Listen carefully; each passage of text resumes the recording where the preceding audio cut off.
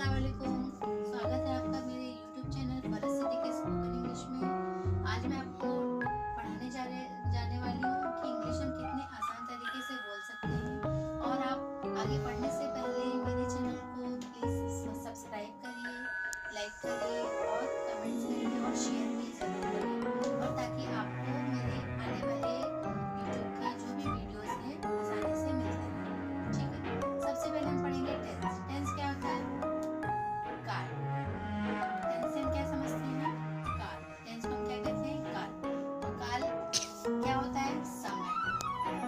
और समय क्या होता है? समय परिवर्तनशील होता है, मीन्स चेंजेबल होता है।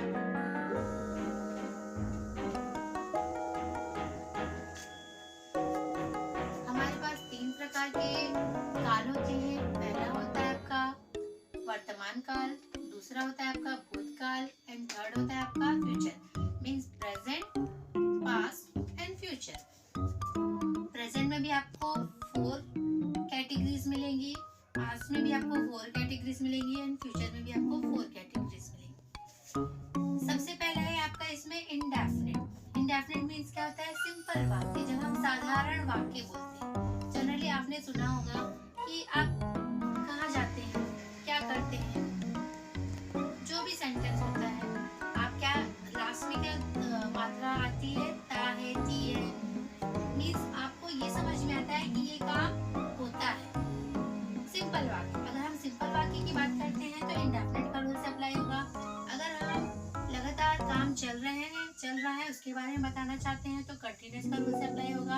अगर आपका काम पूर्ण हो चुका है, means your work has done, आपका काम पूरा हो चुका है, तब हम परफेक्ट टेंस का यूज करेंगे। एंड जब आपका काम भूतकाल में चल रहा था, अभी भी चल रहा है और आपको पता नहीं कि कब खत्म होगा, तब हम क्या यूज करेंगे? Perfect continuous. यही चारों कैटेगरी आपको मिलेंगी पास्ट में भी और यही कैटेगरी भी आपको मिलेंगी फ्यूचर में भी।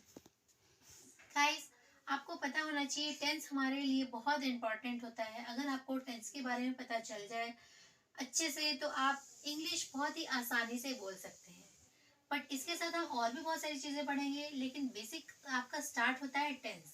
एग्जैक्टली आपको पता होना चाहिए कि टेंस क्या होता है, टेंस के कितने प्रकार होते हैं, टेंस के हम कौन कौन से टाइप्स होते हैं, टेंस को हम किस तरह समझ सकते हैं और कैसे हम अपने डेली यूज में हम कैसे अपने स्पोकन को बेस्ट कर सकते हैं।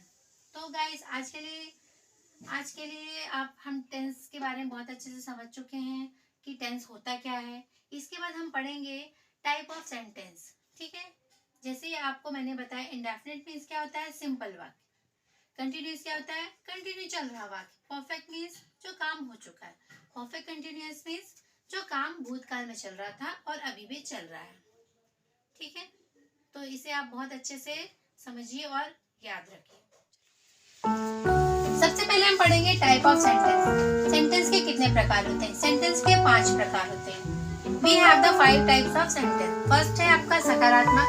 सकारात्मक मीन्स अफर्मेटिव। नकारात्मक मीन्स नेगेटिव।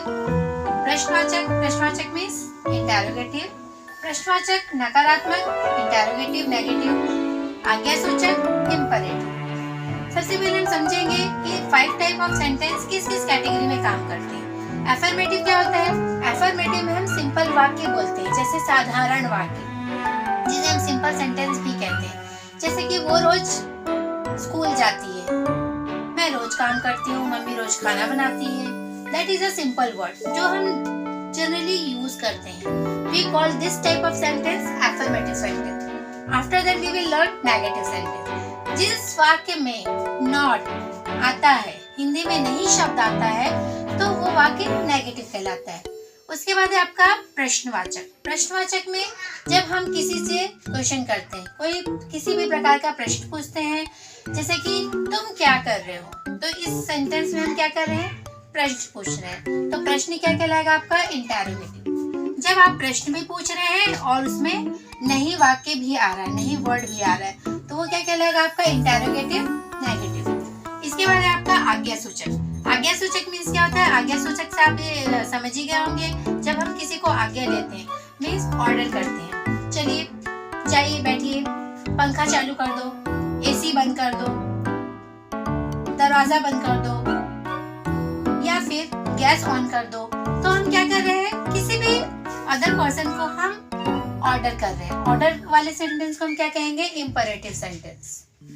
इसके बाद हम नेक्स्ट वीडियो में पढ़ेंगे सब्जेक्ट क्या होता है और सब्जेक्ट की हम पहचान कैसे करते हैं।